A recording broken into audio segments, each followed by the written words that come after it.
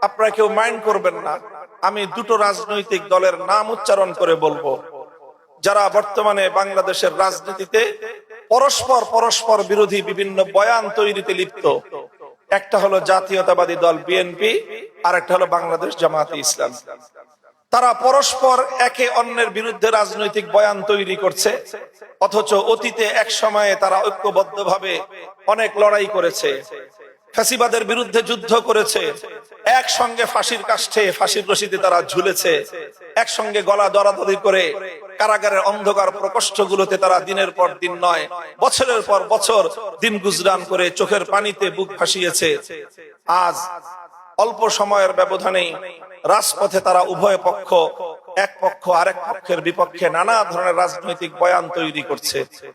তারা রাজনৈতিক বয়ান তৈরি করবে, তাদের দায়িত্বে তারা করুক, তাদের দায়িত্বে তারা বলুক। আমরা যারা একটা ভারসাম্যপূর্ণ পথে চলতে চাই, আমাদের উচিত এবং কর্তব্য হবে আমরা আমাদের নিজেদের আদর্শ, নিজেদের বক্তব্য নিয়েই আমরা রাজনীতি করব। অন্যের ধার করা বক্তব্য দিয়ে, একজনের বয়ান দিয়ে আরেকজনকে ঘায়েল করবার এই ধরনের পরগাছার নীতির অবলম্বন আমাদের রাজনীতিতে হওয়াটা আমাদের জন্য আত্মঘাতী হবে। যখন পীড়িতের সময় এমন পীড়িত করেন, তখন বলেন যে আমি আর অমুক এক মায়ের পেটের ভাই, আবার 2 দিন পরে যে যখন তার সঙ্গে শত্রুতা লাগে তখন মনে হয় যে সে জানের দুশ্মন। আবার আরেকজনের সঙ্গে দুশ্মনীর সময় এমন দুশ্মনী করেন, মনে হয় যে তার চেহারাও দেখতে চান না। 2 দিন পরে যখন আবার ঐক্যের স্বার্থে রাজনীতির প্রয়োজনে ঐক্যবদ্ধ হন, তখন আবার তওবা করেন। এই সকল বালখিল্যপনা আমরা বাংলাদেশে অন্তত আমাদের রাজনৈতিক নেতৃবৃন্দের কাছ থেকে আমরা দেখতে চাই না।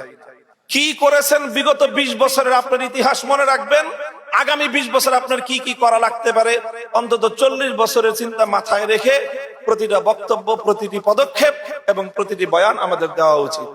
এমন বক্তব্য দেওয়া উচিত না যেটা আমার বিগত 20 বছরের কর্মের সঙ্গে সরাসরি সংঘাতমূলক হয়, আবার এমন কথাও বলা উচিত না যেটা আমাদের 10 বছর পরের কর্মকাণ্ডের সঙ্গে সরাসরি সাংঘর্ষিক হয়ে যেতে পারে। আমরা এরকম পরগাছা মূলসুলভ রাজনৈতিক আদর্শ নিয়ে চলতে থাকলে আমরা আমাদের বুনিয়াদের উপর কোনোদিন আমাদের রাজনৈতিক মতামতকে প্রতিষ্ঠিত করতে পারবো না।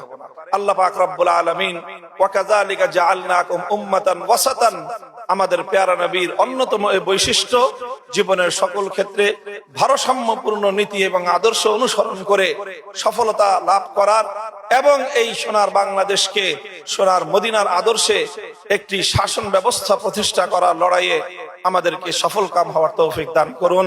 রহমতুল লিল আলামিন ফাউন্ডেশন আয়োজিত এই প্রতিযোগিতা অনুষ্ঠান এবং এই কনফারেন্স সাফল্য মণ্ডিত হোক, আমি আপনাদের সকলকে দোয়া করি। দোয়া চেয়ে বিদায় গ্রহণ করলাম। ওয়া আখিরু দাওয়ানা আলহামদুলিল্লাহি রাব্বিল আলামিন। আসসালামু আলাইকুম ওয়া রাহমাতুল্লাহ।